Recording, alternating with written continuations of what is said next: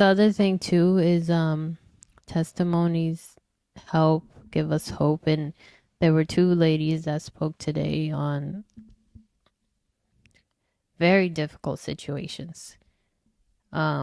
The first one, she lost her husband.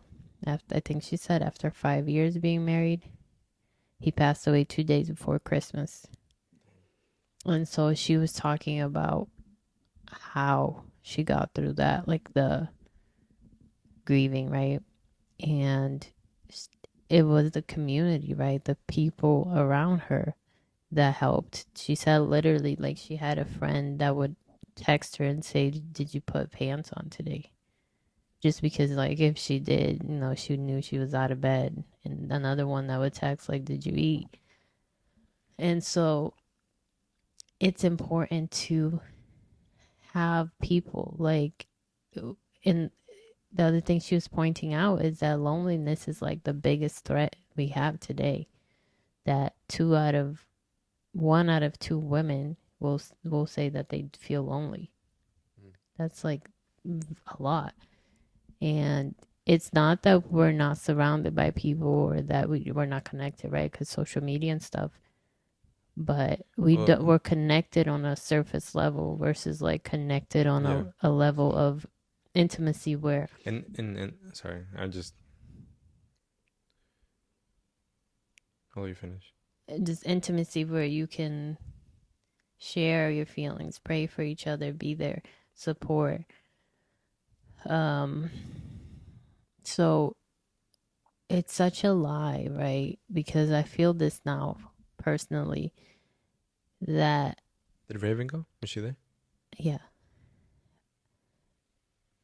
the idea of like, oh, I don't need friends. Like, I got this. I can do this. I can handle it. But I was even sharing with Raven because we were talking about growing up, right? Because she had her step siblings. I have my step siblings, but I was the only child. And so that feeling of belonging, even today, that feeling of belonging, it's hard because you see the relationships of like my sisters in law. I see their relationship and I like admire that, not admire, but like I long for the Crave. crave, yeah, crave for that intimacy that they have that I can't have because they were raised together. They are the same blood, right? Same household. But even just the fact that when I joined my group, so now I like know people in the church. Even the fact that today, when I came in, Christine was at the door, and I was like about to go because she was with somebody else. So I was about to go to someone to check in, and she's like, "Oh, I already checked you in." She's like, "Yeah, I saw you from far, and you're good." And even that like made me feel so good. I was like, okay, like everyone's over here trying to find their pass, and I'm already checked in. Cause like just the fact that somebody recognizes you, that Yeah. sees you, just like that little thing already makes you feel like you belong, like you belong. Well, I mean, it was, and my story for that this week was as I was getting ready to go speak at the school, I didn't see the call, but Pastor Willie called me 3 times, and then he didn't get through because my phone was on Do Not Disturb, and but he left me a voicemail, Hmm. and the voicemail was just him. He was like, "Hey, just wanted to let you know you got this. Just wanted to pray for you, and I'm gonna speak. I'm gonna leave this in voicemail because it's still gonna have power, and Holy Spirit lead me, and just prayed over me before I got to the engagement, and above all, it made me feel like I didn't have to do it alone because I've already had, and then in the group text with the guys that I'm doing this discipleship with, they all were like, "Man, you got this." Hmm. I mean, I don't really know them yet, so it's Hmm. like they're speaking out of um, maybe not truth, Just but encouragement, encouragement. yeah.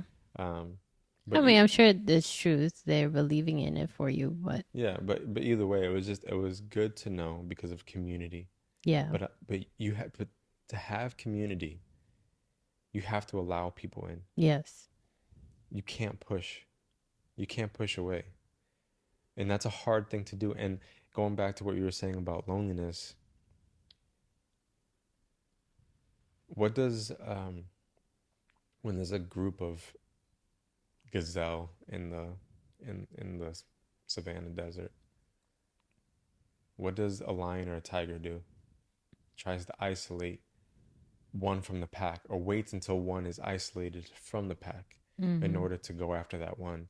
And in the Bible, it talks about how the devil does that same exact thing to be You're able to right. pounce on you like a lion, it says, because when you're alone in isolation is when he's able to attack you with, you know, whatever to be You're able, not enough. You're not yeah. good enough. You're I not mean, doing I don't enough. want to say thoughts, Yeah. but things around you to be able to get into your thoughts.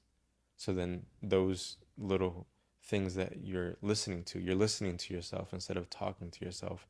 And so things you watch, things we see on social media, see other people having a good time, seeing other people prospering, seeing other people have the life that they want, or the life that you want. And in that isolation is when he can still steal, kill, and destroy plans that God has for you. Mm-hmm. And yeah, I was just thinking about the isolation thing because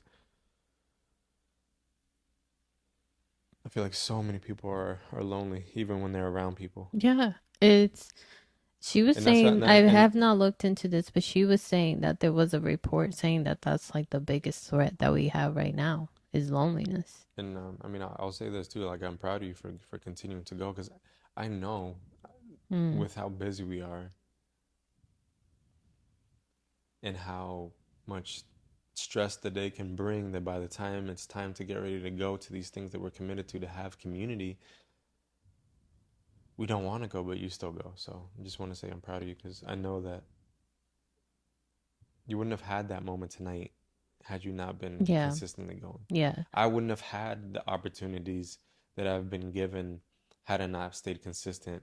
I'm not looking for these things. You weren't looking for that tonight. Right. But when we do life with people and we allow people to be in our lives, that's when we can have those moments, those opportunities.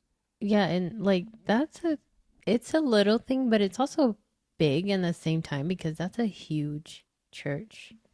And for you to Yeah, I mean, feel recognized and was it a seen, full auditorium tonight? yeah. There's 2,600 people that fits. Yeah. And it was full and there was overflow to other rooms. Mm. So So you're to talking like 3,000 plus people at this event. and then to be recognized Mm. and seen, it's like that's the importance of you being in I mean, you're community. also wearing this bright Yeah, that's ass. what I thought. That's what I was gonna say to her. I was like, I'm sure you saw me in this very I colorful mean, I skirt. saw you from sitting on this couch. But it's the, oh, I got you. Like you're all good. You're good to go in. Um, there's there's power in community. There's power in letting people in. Oh man, but it was hard to get here. Like again, oh, there's so many things happening. I'm gonna add one more thing to my list, and I don't have time for this, but But something, it's I have to make time. but to what you said earlier too about this is a season of testing to build faith to be able to give a higher, build a higher ceiling for our kids to stand on when it comes to their faith.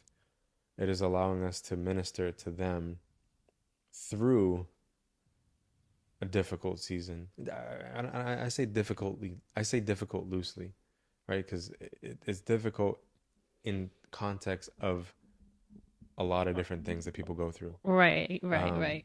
but It's difficult because in our little bubble. we're in a little bubble, and regardless, like it's truth to us. Yeah.